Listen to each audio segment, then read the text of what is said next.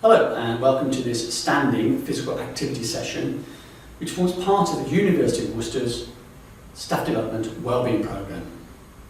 My name is Richard Dilworth and I'm the Operational Manager for the McClellan Centre. These sessions are aimed at those of you who are either working or studying from home and can be undertaken at any time. Like all physical activity sessions, if you've had a recent illness, injury, or you have an underlying medical condition that could be made worse by exercise, you might want to speak to your GP before you start. We're going to be working at a relatively low level of intensity. We use what's called an RPE, which is how hard does exercise feel. And on a scale of 1 to 10, we're going to be working about a level 2 to 3. It's going to feel fairly easy. You want to be working through as comfortable but as full a range of motion as you can. Now you can work in your shoes, stocking or bare feet. Obviously if you're working in shoes, they want to be sensible shoes to be standing. We also then want us to focus on how we're standing. So if you've got a mat or a towel or something you stand on, so line your heels up, you can do that. It doesn't matter if you haven't, but you want to try and get your toes level and in line. And imagine that between your feet you have a tennis ball roughly, so between your heels and your toes. So your ankles, knees and your hips are in line. Ideally, your feet and knees will be pointed straight ahead, but if that isn't comfortable, you might want to just let the legs turn out slightly at the hips. So find that comfortable position to stand in. And then check that you're neither swaying too far forward nor back, so you're not on your toes, you're not back on your heels. Similarly, you haven't got more weight on one foot than the other. You find a balance between those 4 points, and then allow your feet to roll in and out until you find a balance between your big toes and your little toes. So on the bottom of your feet, between your big toe, little toe and the centre of the heel, you're forming a triangle or a tripod, which helps to support the body. So you firm up your ankles, you soften up your knees. There's plenty of space at the top of the thighs and the hip joint, so we can move the pelvis, because we want to check the pelvic bones, which is where your waistband is, and to the very outside of it you'll feel two bones that kind of stick out a little bit. And the pubic bone, which is at the bottom of the pelvis, which is where it's in line with the crease between your thighs and your pelvis, they should be roughly level in line on a vertical. So we're going to allow the pelvis to rock backwards and forwards. We imagine a marble rolling from your belly button towards your toes. But we want to find somewhere where that's level in line, about 2 inches below your belly button. And then sweep it, or swing it from one side to the other, from one sit bone to the other. But again, eventually you want to find a balance somewhere in the centre. If you do the seated exercise program, you'll know that we sit up on our sit bones. And so what we're going to do now is drop one, then the other. Knobbly bits on the bottom of the pelvis. So imagine drawstrings at the side of the body. We lengthen one side, then the other, but eventually you want them about the same length. So the pelvic bones are level in line, the pubic bone and the pelvic bone are level and in line. And we have the natural curve in the lower part of the back.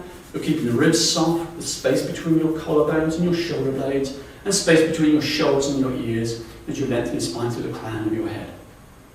Let your arms hang by your side, and you smooth out the muscles of the face. Find a comfortable position for your tongue in your mouth so there's no tension in the muscles of the face nor the throat, so you can breathe into the front, side and back of your ribs. Feel the ribs expand. When you breathe out, if you do it forcefully enough, you'll feel your belly button being drawn to your spine. You're starting to engage muscles much deeper in your abdomen that will help to provide stability for your pelvis and help maintain the natural curves of the spine. As we're breathing, you can feel an internal spring expanding, pushing your feet into the floor, and as you breathe out, you're almost sinking back into your feet. So as you breathe in and lean to one side, that spring will expand, and as you breathe out, you'll come back into the centre. So we're going into some side bends. And you'll notice that when you're bending to the side, one shoulder is higher than the other. And that's what we're going to focus on now, is lifting those shoulders, one side and then the other. We take it into what's called a shoulder shrug, alternating one side then the other. And then we do both at the same time, being a release of tension in your neck as you drop those arms down. And then you can start to bend your knees forward over your toes as you breathe out to compress that spring and breathe in to spring back up. And then you can start to roll your shoulders forward and back at the same time. And then you can circle the shoulders, pulling them from the front to the back. And you can reverse that direction and go the other way. You can reverse the direction again, but this time start to make the movements a bit bigger. As we bend the knees a little bit more, we start to swing the arms, so the natural movement of the body naturally encourages some arm movement. And you can sweep the arms from back to front. And then we can change that and just go to one arm at a time. Okay, it's a good rotation through the other part of the body. You can reverse it and go the other way. And then we can just focus on one side of the body, taking that arm, if you wish, all the way up and over. And then reverse it. Make the movement smaller so we can go back to swinging both arms. And now we're going to focus on the opposite arm. Taking it all the way up and over.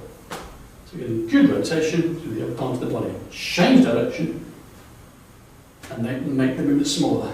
Go back to swinging both arms.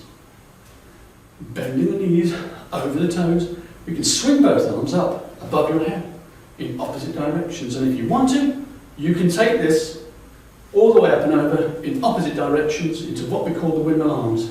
Change direction. Make those movements smaller and smaller until eventually you bring your arms just naturally resting by your side. So, we'll leave the arms alone for a little bit.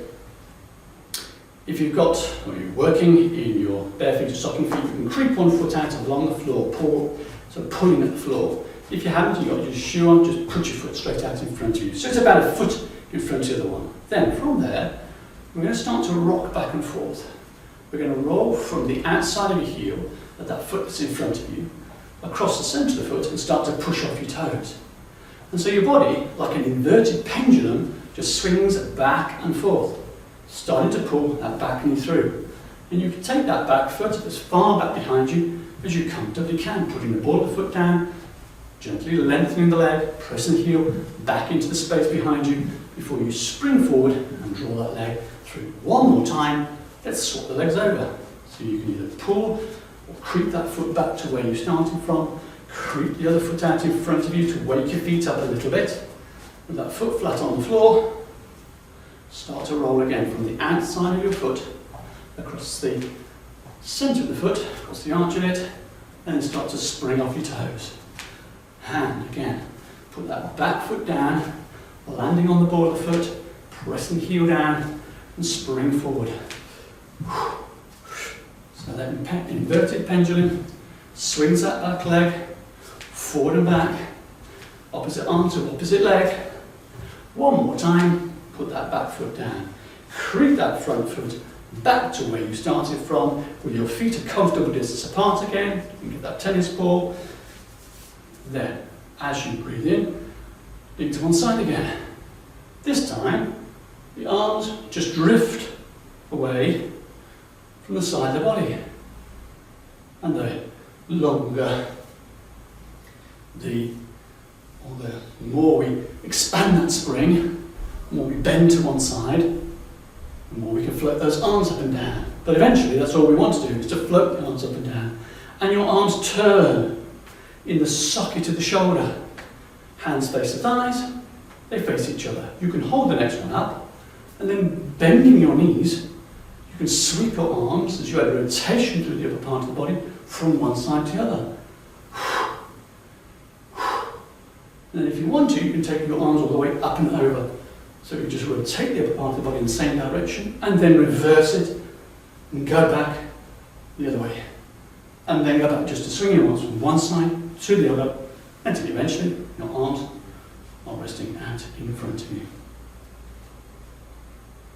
And then from there, tucking your chin in, doing this carefully, imagine your back is against the wall that's behind you, and you're going to start to lift one vertebrae off the one below it, one at a time.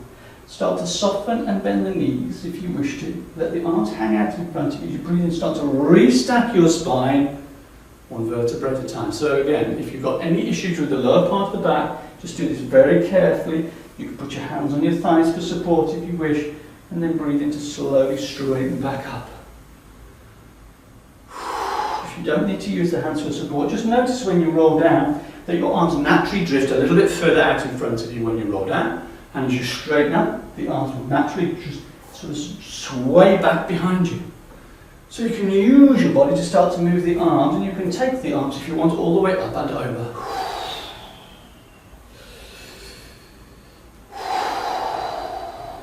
Letting that movement flow with your breath. Moving a vertebrae at a time. Restacking your spine as you straighten up. You can reverse the direction.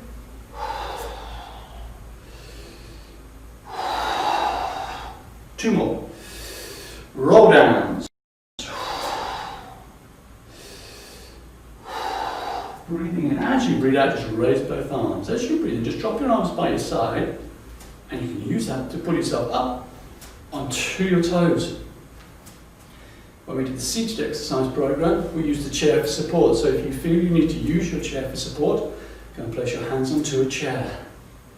And the next time you put your heels down, you can start to bend your knees forward over the toes. The arms, you feel, are almost like weights pushing down through your body, pushing down onto that internal spring, and then you spring back up onto your toes.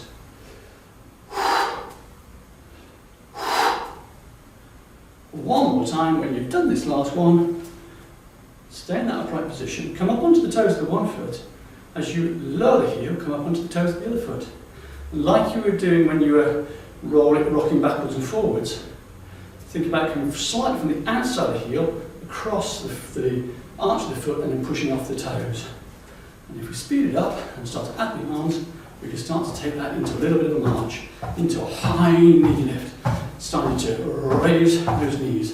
As we raise the pulse a little bit, get a little bit warmer, loosen everything up. Finding a point above head height, you can keep your gaze on. One more time. When you've done this last one, place both feet back to the floor. So that's your first standing physical activity session. And the second one, we're going to be doing a little bit of movement. So hopefully you'll join us for that. So I look forward to seeing you in the next session. Bye for now.